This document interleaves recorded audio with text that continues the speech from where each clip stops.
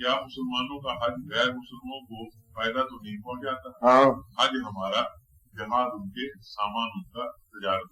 शाबाश, घड़ेगर को पड़ा हमारा सवाल ही सवाल है। हाँ, क्या मुसलमानों का तेल यहूदी के टैंकों में तो इस्तेमाल नहीं हो रहा? ये सोचना पड़ेगा। ये जब 65 में कोई जंग था ना, और पता ये चला कि अफगानिस्तान को हमने दिया था ट्रांजिट वीजा, अफगानिस्तान की जहां से बैगने जाती थी, बयाने ट्रेनें इंडिया में, हमारा गल्ला स्मगल होके अफगानिस्तान पहुंचता, अफगानिस्तान से वो गल्ला डायरेक्ट ट्रांजिट में इंडिया पहुंचता, हिंदुस्तान की फौज हमारा गल्ला खा के हमारे खिलाफ लड़ी। इतना लिया अब भी ऐसा होता, क्या आपकी चीज दुश्मन क्या है जाती, दुश्मन उसका इस्तेमाल करके आपके खिलाफ, मुसलमानों के मुल्क में पैदा होने वाला तेल यहूदी के टैंकों में, और यहूदी के टैंक फिर मुसलमानों के खिलाफ, ऐसा होता तो नहीं, कहीं होता है ना।